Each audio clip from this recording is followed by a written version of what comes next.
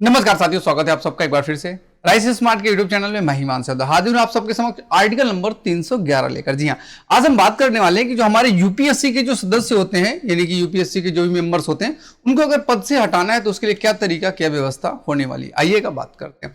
संघ या राज्य के अधीन सिविल हैसियत में नियोजित व्यक्तियों का पदच्युत यानी कि हटाया जाना, आखिर उनको हम किस प्रकार से उनके पद से रिमूव करेंगे, हटाएंगे, उसकी क्या विधि होगी, क्या प्रक्रिया होगी, इस पर चर्चा करते हैं। किसके लिए? संघ या राज्य के अधीन जो सिविल सेवा में लगे हुए हैं, आईएएस पीसीएस वाले, वही मोटा मोटा समझिएगा। पद से हटाया जाना या पंक्ति में अवनत किया जाना, मतलब पद से हटाना, जैसे मान लीजिएगा कि मुझे रिमूव कर दिया पद से, या फिर अवनत मतलब नीचे कर दिया, जैसे प्रमोशन वैसे डिमोशन। किया जाना किसी व्यक्ति को जो उस संघ की सिविल सेवा का या अखिल भारतीय सेवा का राज्य सिविल सेवा का सदस्य है, यूपीएससी का हो, पीसीएस का हो, अथवा संघ राज्य के अधीन अखिल भारतीय पद धारण करता हो, उसकी नियुक्ति करने वाले प्राधिकारी के अधीनस्थ किसी प्राधिकारी द्वारा पदच्युत नहीं किया जाएगा या पद से नहीं हटाया जाएगा। जो उसकी नियुक्ति करेगा वही उसे पद से हटाएगा, जो उसकी नियुक्ति नहीं कर सकता उसको हटाने का वही अधिकार नहीं है।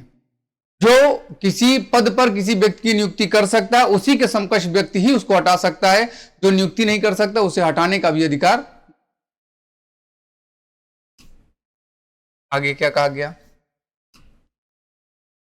यथापूर्वोत्तर पहले से किसी व्यक्ति को ऐसी जांच के पश्चात ही, देखो पहले हम किसी की अगर किसी को हटाना है तो पहले हम उसकी जांच करेंगे, जिसमें उसे अपने विरुद्ध आरोप की सूचना दे दी गई है। पहले उसको आरोप बताया जाए कि आपके ऊपर यह आरोप लगाया गया है, और उन आरोपों के संबंध में सुनवाई का युक्त अवसर दिया जाए। यथाउचित जितना आवश्यक हो सके उतना उसे हम अधिकार देंगे, उतना हम उसे क्या देंगे? अधिकार देंगे कि भैया आप अपने बचाव के लिए जो प्रबंध करना चाहो प्रबंध कर सकते हो। अवसर दिया गया है, हटाने से पहले अपने बचाव के अधिकार दिए जाएंगे। पदच्युत किया जाएगा तभी उसे पद से हटाया जाएगा, या पंक्ति में अवनत किया जाएगा, डिमोशन किया जाएगा, अन्यथा ऐसा कोई काम नहीं किया जाए।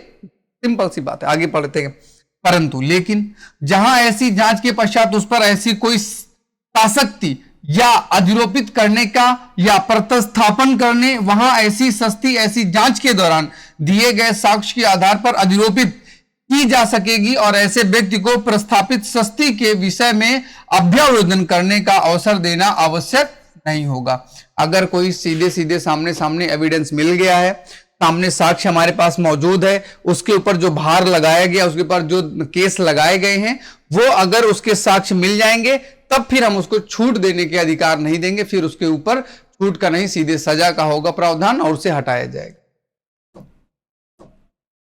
परंतु यह और है कि यहां एक बात और है, जब ये लागू नहीं होगा। कब लागू नहीं होगा? कई ऐसी कंडीशन है जब उसे सीधे पद से हटाए जाने का काम लागू नहीं होगा बिना जांच के। कब?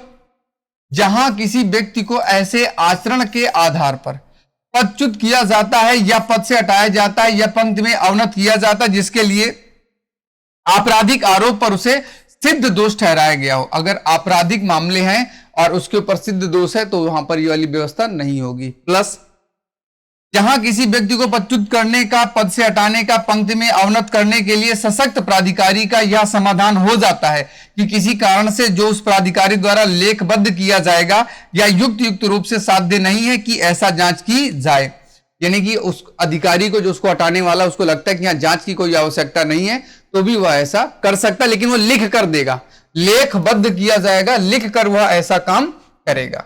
बिना लिखे ऐसे नहीं कि फर्जी कुछ भी काम बोल दिया, लिखा पढ़ी करके देगा। प्लस आगे क्या बताया गया?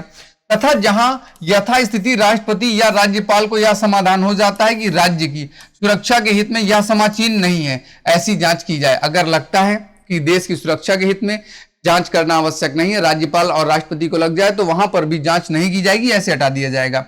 आगे, यदि यथापूर्वोक्त किसी व्यक्ति के संबंध में यह प्रश्न उठता है कि खंड 2 में निर्दिष्ट जांच करना युक्त रूप से साध्य है या नहीं, तो उस व्यक्ति को पदच्युत करने या पद से हटाने की पंक्ति में अवनत करने के लिए सशक्त प्राधिकारी का उस पर विनिश्चय अंतिम होगा। यानी कि उस पर क्या जांच की जाए, जांच नहीं की जाए, डिमोशन किया जाए, प्रमोशन किया जाए, इस पर अगर केस बनता है कि ऐसा हो या ना हो, तो इस पर अंतिम फैसला उसी का होगा जो उसको हटाने वाला था, जो उसको डिमोट करने वाला था। वही अधिकारी इस पर निर्णय लेगा कि इसकी जांच होनी चाहिए या इसकी जांच नहीं होनी चाहिए, और वही अंतिम फैसला होगा, उस पर आगे कोई सुनवाई नहीं की जाए। मिलते हैं संविधान के आर्टिकल नंबर 312 के साथ, बहुत इंपॉर्टेंट आर्टिकल है। तब तक के लिए बने रहिएगा राइस स्मार्ट के यूट्यूब चैनल के साथ। मेरा नाम था हिमांशु।